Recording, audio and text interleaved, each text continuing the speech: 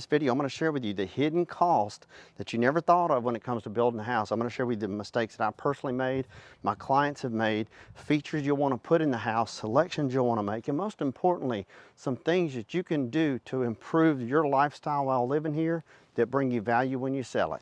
Now, I know what you're thinking. You're going to build a house and never sell it, right? Heard that before. Been there and done that.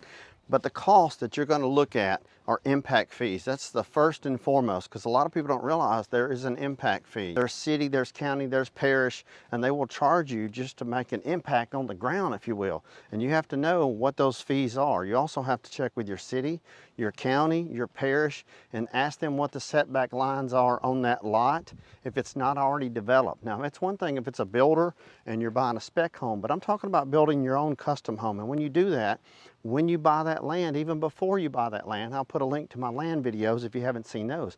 But when you buy that land, you have to know what are the setback lines, how far does the house have to be back off the road, and what is the road frontage? Can I actually put the size of the home that I want to put on that property? The last thing you want to do is to buy a piece of land, buy plans, interview builders, only to find out you can't build what you want to build. Now, another cost that gets overlooked is grading and tree cutting. Something as simple as grading a lot, cutting down trees can be way more expensive than you thought. Take a pine tree that's 100 foot tall, for example.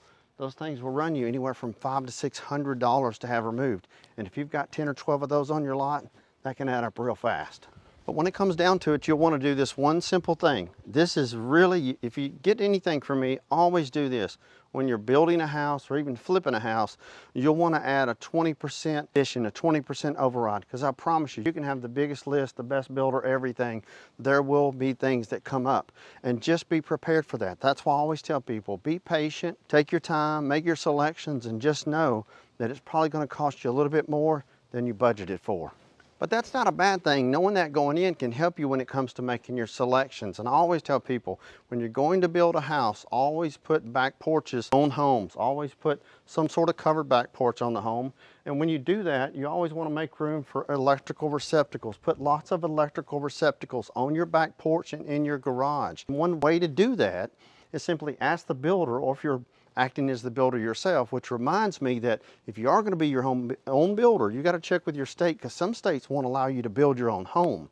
So you need to make sure you're going to do that if you're going to be your own contractor. If not, you're going to hire someone. Either way, you want to go through before they run all the electrical wires, and you'll take a Sharpie and just put an X and tell the builder, hey, I put an X where I want electrical receptacles. Those things are literally less than $2 a piece. It is so easy and simple to do that before you're building the house, until you get sheetrock up, and then it's an absolute nightmare, and it costs you triple the money. Now, what I share with you is from my years of experience, and it's just my personal opinion. I do not put in 8-foot ceilings. I do 9-foot minimum ceilings, if not 12 or 14-foot ceilings. And what's really nice is if you can do 8-foot door casings. I know it costs a little bit more, but it just adds so much class and pizzazz to the house. When you're going to do the bathroom in the main bedroom, right? You'll want to make sure that you do double vanities. You always do a separate garden tub or some sort of jacuzzi tub if you want jets, and always do a separate shower. In the kitchen, you'll want to do under cabinet lighting. Do that while you're building the house. It can save you a ton of money. When it comes to cabinetry and cabinets and pantries, you want to make sure, if you can and you're building a custom home, build a walk-in pantry. Not just a door that you stand in front of it in the kitchen if you're building a custom home. The other thing to do is insulate your bedrooms, insulate your utility room. We all know, give me a yes, a thumbs up, comment, good and well, that there's nothing more aggravating than to have your washer and dryer going while you're trying to watch TV or have guests over, anything like that. You can simply insulate that while it's going in the framing process, and you won't hear any of those machines.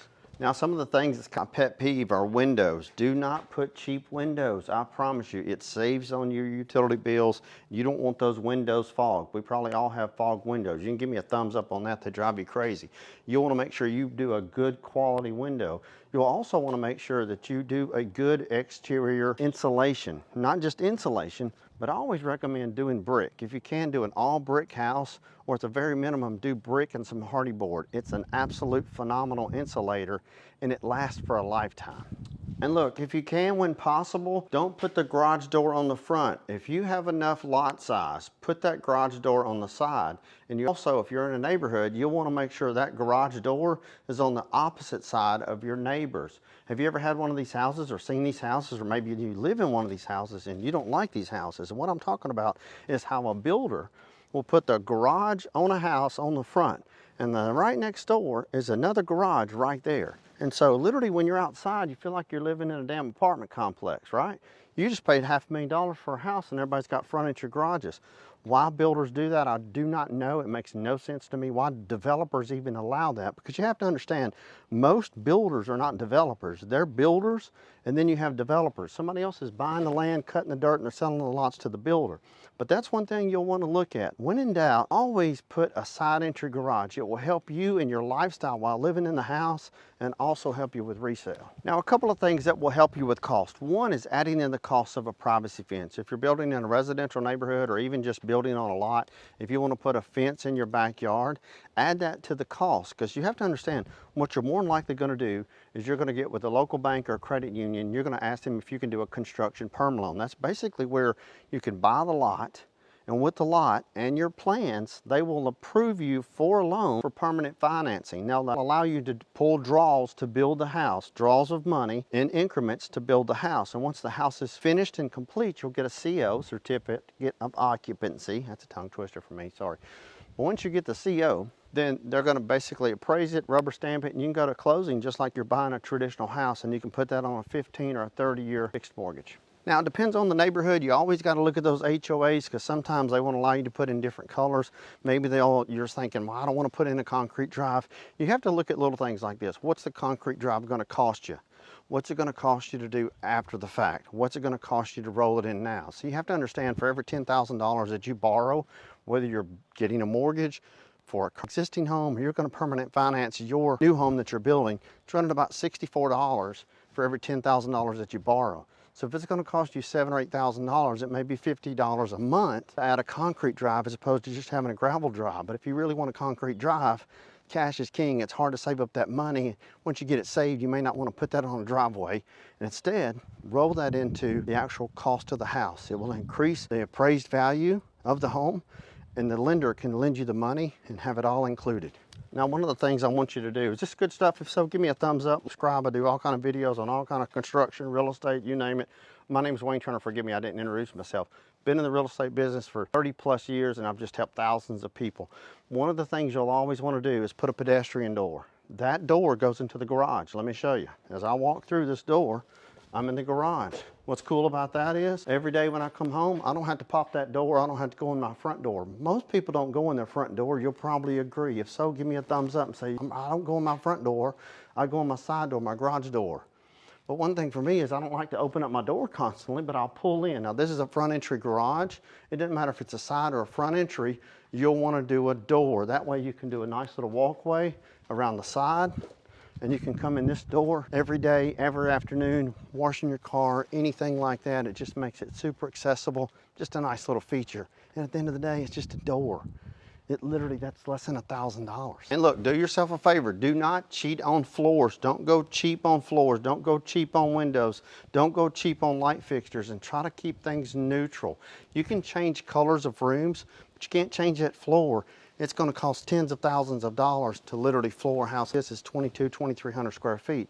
You'll also want to make sure that you don't put any crazy colors or features on hard items. In other words, cabinets, try to keep them somewhat neutral. Also countertops. Remember back in the 70s and 80s, we've all seen those homes where it's a completely mauve bathroom, or it's yellow, or it's avocado green and harvest gold, as they call it. You don't want to be that house into the future. Whether you're still living in it or selling it, it can hurt you in resale.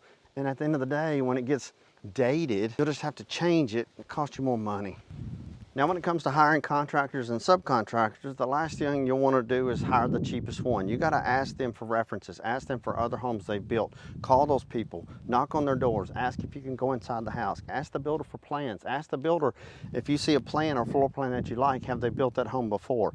All of those factors go into place, and you just have to be patient. You have to go off a checklist. And listen, any contractor has to be extremely organized. There's so many moving parts and so many moving people, and they have to know that they've got their stuff together. And that's a good contractor. A bad contractor will drive you absolutely crazy because they'll give you a different answer. You've probably experienced that if you've ever built before or dealt with subcontractors. It's like herding cats, right? But at the end of the day, it comes down to this. Have a checklist, because you don't want to be unprepared when the builder says, it's time for you to make your selections. You got to list floors and carpet and paint and fixtures and cabinets, and you just want to make sure that you're prepared. So have a checklist in mind: lighting, cabinetry, floors, carpet, paint, absolutely everything. Anything that has a color to it, you'll want to make sure that you select it ahead of time and have a good idea for that. Listen, I'm Wayne Turner. Thank you for watching. Hope you've enjoyed this video. So give me a thumbs up, leave a comment. If I've missed anything, you're a contractor out there, you've built homes, be sure and chime in. We'd love to hear from you. Until next time, thank you and God bless.